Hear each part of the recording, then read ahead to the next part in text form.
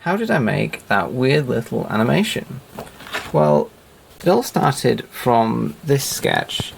Now, I was trying to think, what is the quickest kind of way I can create a face that sort of looks interesting, you can tell it's a face, and it has some expression about it, right? So I came up with these eye structures, which I thought should be asymmetrical. I thought about making the nose quite asymmetrical as well.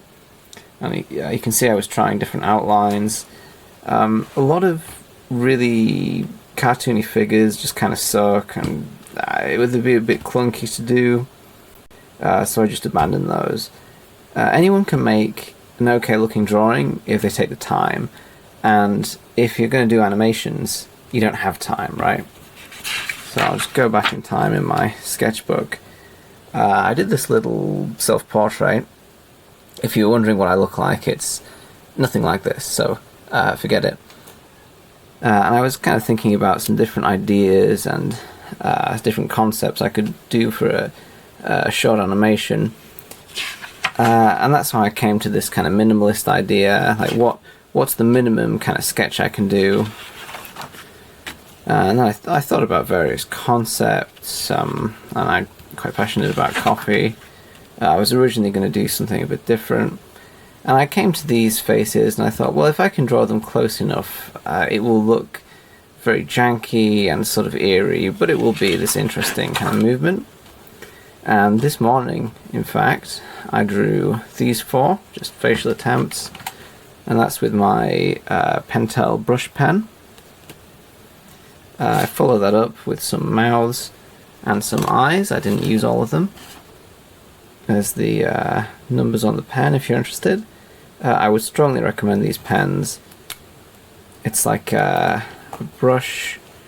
You can do a lot with them. You can do fast strokes that are kind of not completely filled in. You can do much slower strokes. I'm using my left hand here.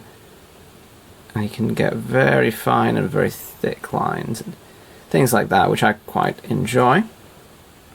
I then wanted a drinking cup, so I did a few different sketches. I wasn't sure how I should make the water look, so I just settled on these four kind of smudges, and that's just with the black brush pen, and those are just little kind of bits to imply liquid. Then I did various angles of cup. You can see I didn't try that hard to make these consistent. I used my Uniball Eye Micro here, and these are absolutely fabulous. That's my kind of daily driver pen. I did one square on, which is just it kind of shows how ugly it can look, which I quite like. And then I went with these other angles.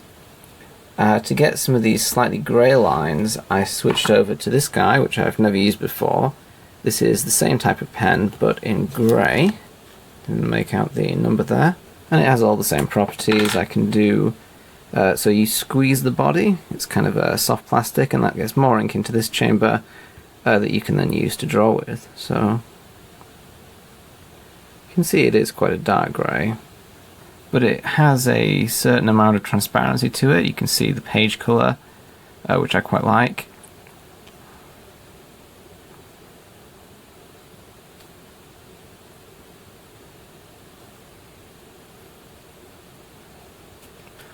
I didn't really have a plan for that, but you can see that you can go to very, very fine. You can make these tiny, tiny little marks, but you can also make really thick, kind of strong marks, and that's really the kind of superpower of these type of pens. You know, I don't think any other type of pen will give you this range of sizes.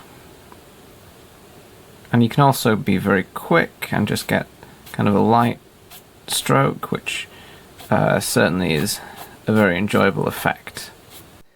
I used my Canon flatbed scanner to transfer the images to my computer. I then used GIMP, which is a free image editor, to produce the smaller sections, and in the case of the cup, I removed the background. I then used Keyton Live, which is a free and open source video editor, to place these images, using the position and zoom feature to correctly position all of them. I then copied and pasted this over and over again to create a loop. In the case of the cup, it was important to change the rendering style to one that supports a transparent background. I then put the whole thing together and made the animation that we know and love.